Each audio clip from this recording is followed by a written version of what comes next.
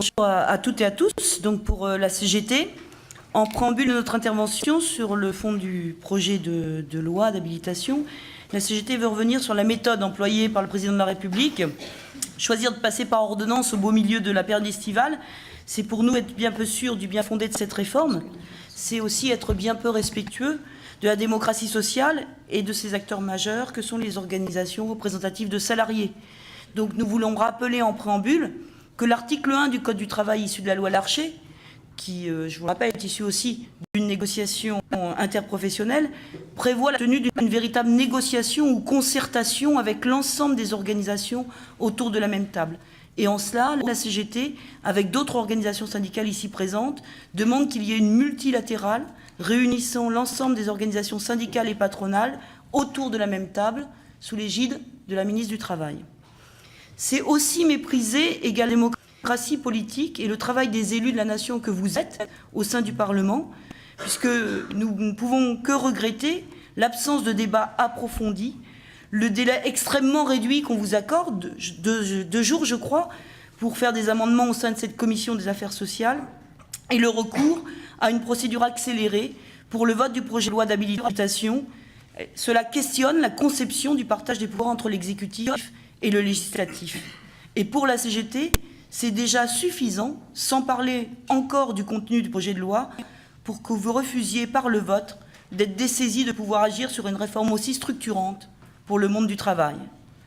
Vous me permettrez également d'avoir un mot pour les salariés de la Direction générale du travail, de la Direction générale de l'emploi et de la formation professionnelle et les assistants parlementaires, à qui le gouvernement impose l'écriture d'ordonnances et le travail parlementaire à marche forcée, au mépris de leurs conditions de travail. 6 réunions d'1 heure par syndicat, qui plus est, sans aucun texte assumé par le gouvernement, ne font pas une concertation. Pour la CGT, c'est 6 heures de rencontre pour démanteler 120 ans de droit du travail conquis par des luttes sociales, et pour nous, ce n'est pas acceptable. D'autant que le président de la République, le Premier ministre, la ministre du Travail communiquent autour de la prise en compte de propositions données par les organisations syndicales. Pour ce qui nous concerne, nous avons remis une quinzaine de pages de propositions sur la question du travail, du droit du travail, aux 3 interlocuteurs que j'ai cités précédemment. Nous le ferons également pour vous. Je remettrai un dossier à Madame la Présidente et chacun de vos groupes aura ce même dossier. Et aucune proposition à ce jour n'est sur la table en discussion. Les salariés également, vous l'avez vu à travers les derniers sondages, sont très interrogatifs par rapport à ce projet de loi d'habilitation réformant le droit du travail. En effet, quelques chiffres, 67% des classes moyennes et populaires sont défavorables, enfin 67% et 72% selon qu'on appartienne aux catégories moyennes ou populaires, sont défavorables au projet de loi. 68% des sondés pensent que la loi dite Macron bénéficiera avant tout aux entreprises et aux actionnaires. 61% des sondés refusent le plafonnement des indemnités prud'homales. D'autres, vous les avez vus comme moi, d'autres sondages sont sortis ces derniers jours qui sont quand même plus qu'inquiétantes et qui nécessitent qu'on prenne du temps pour débattre ensemble le plus largement possible sur ces évolutions concernant la vie quotidienne et la vie au travail de millions de salariés. Toutes les études montrent qu'il n'y a pas de lien entre la protection de l'emploi et la montée ou la baisse du chômage, et que l'ensemble des réformes qui ont été faites précédemment, dont les dernières remontent à l'an dernier, qui n'ont d'ailleurs jamais été évaluées, n'ont pas résolu le problème du chômage de masse en France. L'ensemble des études internationales, OCDE, OIT, Banque mondiale, INSEE, dénoncent toutes qu'il n'y a pas de lien entre baisser les droits et les garanties collectives et régler le problème de l'emploi et du chômage dans notre pays.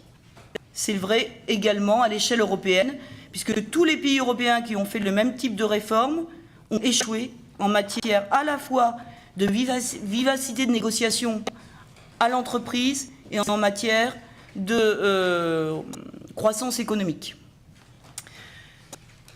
Alors quel est le but recherché ?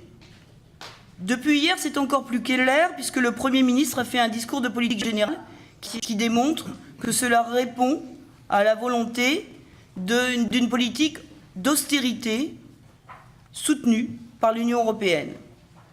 Et pour la CGT, cette réforme, elle est destinée justement à brouiller les pistes et à faire en sorte que les salariés dans ce pays n'aient plus aucun repère en matière de hiérarchie des normes. En effet, auparavant, la hiérarchie des normes, c'était simple. La loi fixe les règles générales pour tous les salariés, un accord de branche ne peut que les améliorer et un accord d'entreprise ne peut lui-même qu'améliorer les dispositions prévues par l'accord de branche. C'est ce qui existait quand il y avait une hiérarchie claire entre la loi, les accords de branche et les accords d'entreprise. La négociation collective avait alors pour unique but de donner plus de droits aux salariés. Depuis les lois Auroux, comme vous savez, ce principe n'a cessé de subir dérogation sur dérogation. Aujourd'hui, pour la CGT, le gouvernement veut finir le travail. Et pour nous, on attire votre attention sur la remise en cause des conventions collectives. Avec ce projet gouvernemental, tous les droits garantis par les conventions collectives de branche pourraient être mis en cause, voire amenés à disparaître.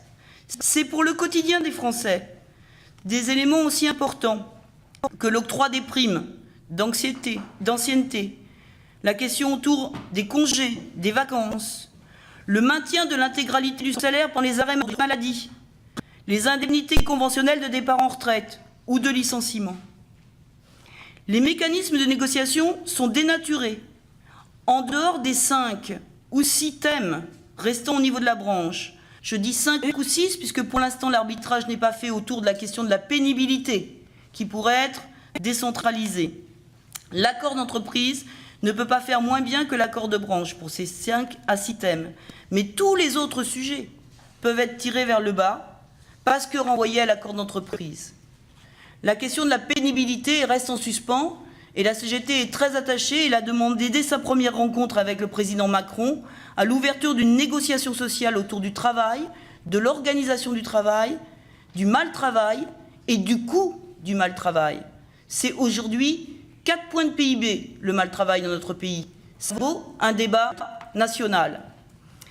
C'est donc bien dans une logique de mise en concurrence de salariés pour faire baisser ce que le patronat qualifie de coût du travail qui est en marche.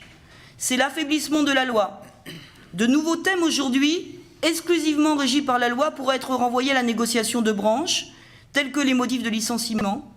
Ça correspond par exemple, pour vous donner des éléments très concrets, aux fautes anodines, au comportement du salarié dans l'entreprise, au chiffre d'affaires d'un magasin, par exemple, dans le commerce, qui serait jugé trop faible, aux cadences et à la production sur une chaîne de production jugée insuffisante. Et sur ces motifs-là, le salarié ne pourrait pas réellement faire valoir ses droits.